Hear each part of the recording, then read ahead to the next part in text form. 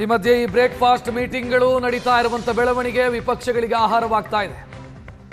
Nikhil Kumaraswamy tweet ಮಾಡಿದ್ದಾರೆ, breakfast ಇಲಾಖೆ ಮಾತ್ರ ಕರ್ನಾಟಕದಲ್ಲಿ ಚಾಲ್ತಿಯಲ್ಲಿದೆ. ಸಿದ್ದರಾಮಯ್ಯ ಡಿಕೆಶಿ ಈ ಆಹಾರ ಪ್ರವಾಸವನ್ನು ನಿಲ್ಲಿಸಲಿ. ಸಿಎಂ ಡಿಸಿಎಂ ಬ್ರೇಕ್ಫಾಸ್ಟ್ಗೆ ನಿಖಿಲ್ ಕುಮಾರಸ್ವಾಮಿ ವ್ಯಂಗ್ಯವಾಡಿರೋದು. ಬ್ರೇಕ್ಫಾಸ್ಟ್ ಡಿಪ್ಲೊಮಸಿ ಅಂತ ಕರೆದಿದ್ದಾರೆ. ಈ ಬ್ರೇಕ್ಫಾಸ್ಟ್ ಡಿಪ್ಲೊಮಸಿಯನ್ನು ನಿಲ್ಲಿಸಲಿ ಇದನ್ನ ಅಂತ ನಿಖಿಲ್ ಕುಮಾರಸ್ವಾಮಿ ಅವರು ಮಾಡಿರುವಂತ ಟ್ವೀಟ್ ಇದು. ವಿಪಕ್ಷಗಳಿಗೆ ವಿಚಾರ ಆಹಾರ ಆಗಿದೆ. Breakfast diplomacy on high command orders after INC Karnataka ಅಂತ ಅವ್ರು ಟ್ವೀಟ್ ಮಾಡಿರೋದನ್ನ ನೀವು ನೋಡ್ತಾ ಇದ್ದೀರಿ. ಎಸ್, ಸುದ್ದಿಗೋಷ್ಠಿ ನಡೆಯುತ್ತೆ, ಗಮನಿಸ್ತಾ ಇದ್ದೀರಿ. ಮುಖ್ಯಮಂತ್ರಿ ಸಿದ್ದರಾಮಯ್ಯ ಮತ್ತು ಉಪಮುಖ್ಯಮಂತ್ರಿ ಡಿಕೆ ಶಿವಕುಮಾರ್ ಬ್ರೇಕ್ಫಾಸ್ಟ್ ಮೀಟಿಂಗ್ ಅನ್ನ ಮುಗಿಸಿ ಆಚೆ ಬರ್ತಾ ಇರುವಂತ ದೃಶ್ಯ. ಮಾತುಕತೆ ಸಂಪನ್ನ ಆಗಿದೆ. ಇಬ್ಬರು ನಾಯಕರು ಸುದ್ದಿಗೋಷ್ಠಿಯನ್ನು ಉದ್ದೇಶಿಸಿ ಮಾತನಾಡಬಹುದು.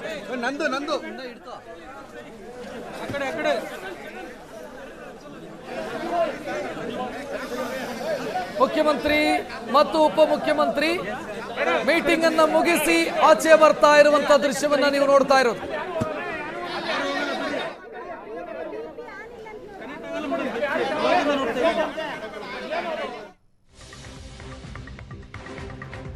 ಇಬ್ಬರು ಮಾಧ್ಯಮಗಳ ಮುಂದೆ ಮಾತನಾಡುವಂತ ಸಾಧ್ಯತೆ ಇದೆ, ನೋಡ್ತಾ ಇದ್ದೀರಿ. 10:00 ಶುರುವಾಯಿತು 1-to-1 ಮೀಟಿಂಗು. 11 ಗಂಟೆ 15 ನಿಮಿಷದವರೆಗೆ 45 ನಿಮಿಷಗಳ ಕಾಲ ಮಾತುಕತೆಯಾಗಿದೆ.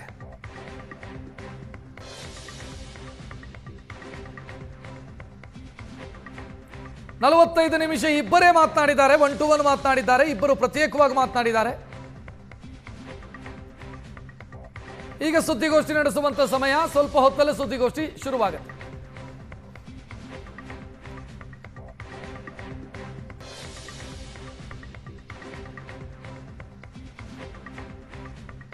ಮುಖ್ಯಮಂತ್ರಿ ಮತ್ತು ಉಪಮುಖ್ಯಮಂತ್ರಿ ಬ್ರೇಕ್ಫಾಸ್ಟ್ ಮೀಟಿಂಗ್ ಅನ್ನ ಮುಗಿಸಿ ಹೊರಗೆ ಬಂದಂತ ದೃಶ್ಯವನ್ನ ನೀವು ನೋಡ್ತಾ ಇರೋದು ಇದು.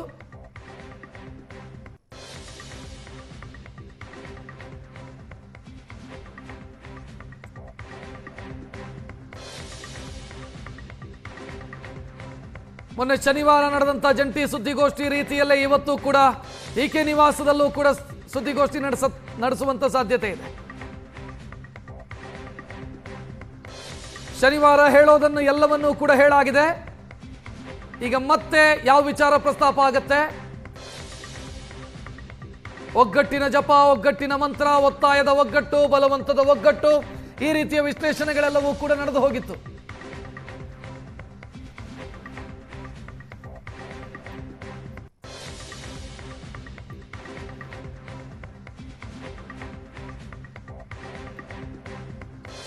ಚರ್ಚೆ ಇಬ್ಬರ ಮಧ್ಯೆ ಪ್ರತ್ಯೇಕವಾಗಿ ಆಗಿರೋದು ಸುಮಾರು 45 ನಿಮಿಷಗಳ ಕಾಲ.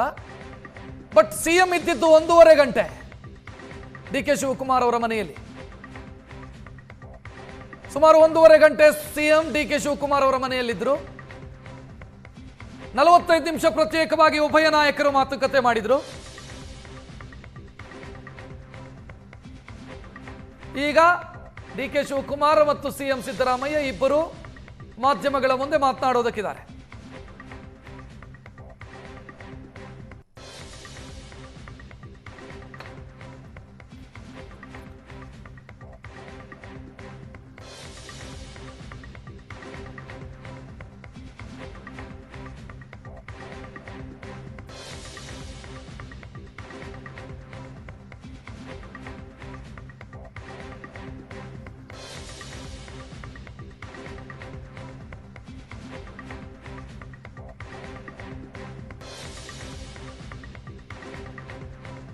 ಒಗ್ಗಟ್ಟಿನ ಪ್ರದರ್ಶನ ಅಥವಾ ಹೈಕಮಾಂಡ್ ಸೂಚನೆಯ ಕಾರಣಕ್ಕಾಗಿ ಆಗಿರುವಂಥ ಒಗ್ಗಟ್ಟಿನ ಪ್ರದರ್ಶನ.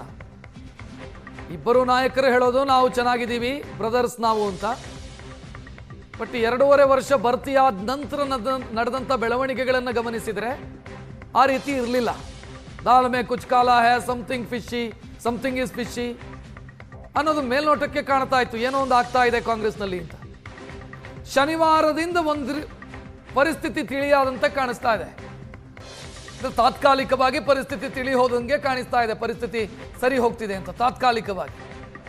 ಎರಡೂ ಟೀಮಿಗೂ ಗೊತ್ತಿದೆ ಇದು ತಾತ್ಕಾಲಿಕ ಅಂತ. ಯಾಕಂದ್ರೆ ಆ ಮಾತುಕತೆಯಲ್ಲಿ ಏನು ಡಿಸೈಡ್ ಆಗಿರಲಿಲ್ಲ. ಇಬ್ಬರದು ಬೇಡಿಕೆ ಬೇರೆ ಬೇರೆ ರೀತಿಯಲ್ಲಿ. ಒಬ್ಬರದು ಕ್ಯಾಬಿನೆಟ್ ರೀಶಫಲಿಕ್ಕೆ ಯೋಚನೆಯಲ್ಲಿದ್ದಾರೆ ಮುಖ್ಯಮಂತ್ರಿಗಳು, ಸಂಪುಟ ವಿಸ್ತರಣೆಯ ಯೋಚನೆಯಲ್ಲಿದ್ದಾರೆ. ಉಪಮುಖ್ಯಮಂತ್ರಿಗಳು ಪ್ರಮಾಣ ವಚನ ಸ್ವೀಕರಿಸಬೇಕು ಅಂತ ತಯಾರಿಯಲ್ಲಿದ್ದಾರೆ. ಮುಖ್ಯಮಂತ್ರಿಯಾಗಿ ಪ್ರಮಾಣ ವಚನ ಸ್ವೀಕರಿಸಬೇಕು ಅನ್ನೋ ತಯಾರಿಯಲ್ಲಿದ್ದಾರೆ. ಸೊ ಇಬ್ಬರು ಕೂತ್ಕೊಂಡು ಏನ್ ಡಿಸೈಡ್ ಮಾಡೋದಕ್ಕೆ ಸಾಧ್ಯ? ಮಾತುಕತೆಯ ವೇಳೆ ಏನೇ ಡಿಸಿಷನ್ ಆದರೂ ಕೂಡ ಹೈಕಮಾಂಡ್ ಡಿಸಿಷನ್ ತೆಗೆದುಕೊಳ್ಳೋದು. ಈ ಹಂತದಲ್ಲಿ ಇಬ್ರು ಮಾತನಾಡಿರೋದು ಹೈಕಮಾಂಡ್ ಏನು ಹೇಳುತ್ತೋ ಅದನ್ನು ಮಾಡೋಣ ಅಂತ. ಅದರ ಆಚೆಗೆ ಏನೂ ಆಗಿಲ್ಲ. ಅದನ್ನೇ ಮಾಧ್ಯಮಗಳ ಮುಂದೆ ಹೇಳಿರೋದು ಕೂಡ. ಕುರ್ಚಿಯನ್ನು ಬಯಸ್ತಾ ಇರೋರು ಮತ್ತು ಕುರ್ಚಿಯನ್ನು ಉಳಿಸ್ಕೊಳ್ಳೋದಕ್ಕೆ ಪ್ರಯತ್ನ ಪಡೋರು ಇಬ್ಬರು 1 to 1 ಕೂತು ಪ್ರತ್ಯೇಕವಾಗಿ ಮಾತುಕತೆ ಮಾಡಿದರೂ ಕೂಡ ನೀವು ನನ್ನ ಕುರ್ಚಿ ಬಿಟ್ಟುಕೊಡ್ತೀರಾ ಅಂತ ಇವ್ರು ಕೇಳೋದಕ್ಕೆ ಅವರ ಹತ್ರ ಆ ಸಂದರ್ಭದಲ್ಲಿ ಎಷ್ಟರ ಮಟ್ಟಿಗೆ ಅದು ಪ್ರಸ್ತುತ ಆಗುತ್ತೆ? ಅಥವಾ ಬಿಟ್ಕೊಡ್ತೀನಿ ಅಂತ ಇವ್ರು ಹೇಳಿದ್ರೆ, ಇಂಥ ಸಂದರ್ಭದಲ್ಲಿ ಬಿಟ್ಕೊಡ್ತೀನಿ ಅಂತ ಇವ್ರು ಹೇಳಿದ್ರೆ, ಇಬ್ಬರ ಮಧ್ಯೆ ನಡೆದಂತ ಮಾತುಕತೆ ಅದು ಡಿಸಿಷನ್ ತೆಗೆದುಕೊಳ್ಳೋದಕ್ಕೆ ಸಾಧ್ಯನೇ ಇಲ್ಲ. ಸದ್ಯ ಸ್ಟೇಟಸ್ ಕೋ, ಯುದ್ಧ ವಿರಾಮ, ಅಲ್ಪ ವಿರಾಮ, ಸಂಘರ್ಷಕ್ಕೆ ಅಷ್ಟಕ್ಕೆ ಸೀಮಿತವಾಗಿರೋದು. ಈ ಬೆಳವಣಿಗೆಯಲ್ಲಿ ಯಾರ ಕೈ ಮೇಲಾಯಿತು ಅನ್ನುವಂಥ ವಿಶ್ಲೇಷಣೆ ಒಂದು ಕಡೆ ಇದೆ. ಶನಿವಾರದ ನಂತರದ ಬೆಳವಣಿಗೆಯನ್ನು ನೋಡಿದರೆ ಡಿ ಕೆ ಶಿವಕುಮಾರ್ ಅವರ ನಡೆ ನುಡಿಗಳು ಬದಲಾಗಿದೆ. ಕಾನ್ಫಿಡೆನ್ಸ್ ಕಾಣ್ತಾ ಇದೆ, ಸಂತೋಷ ಕಾಣ್ತಾ ಇದೆ, ಉತ್ಸಾಹ ಕಾಣ್ತಾ ಇದೆ. ಕೂಲ್ ಆಗಿ ಡಿ ಕೆ ಶಿವಕುಮಾರ್ ಇದ್ದಾರೆ ಶನಿವಾರದ ನಂತರ. ಅದಕ್ಕಿಂತ ಮೊದಲಿನ ಡಿ ಕೆ ಶಿವಕುಮಾರ್ ಡಿಸ್ಟರ್ಬ್ ಆಗಿದ್ರು, ಸಿಟ್ಟಾಗ್ತಾ ಇದ್ರು ಪದೇ ಪದೇ. ಬಟ್ ಈಗ ಡಿ ಕೆ ಶಿವಕುಮಾರ್ ಕೂಲ್ ಆಗಿದ್ದಾರೆ, ನಿರಾಳರಾಗಿದ್ದಾರೆ, ಟೆನ್ಷನ್ ಫ್ರೀ ರೀತಿಯಲ್ಲಿ ಕಾಣಿಸ್ತಾ ಇದ್ದಾರೆ. ತಾನು ಬಯಸಿದ್ದಾಗ್ತಿದೆ, ತಾನು ಅನ್ಕೊಂಡಂಗೆ ಹೋಗ್ತಾ ಇದೆ ಅನ್ನುವಂತ ಯೋಚನೆನೋ ಗೊತ್ತಿಲ್ಲ.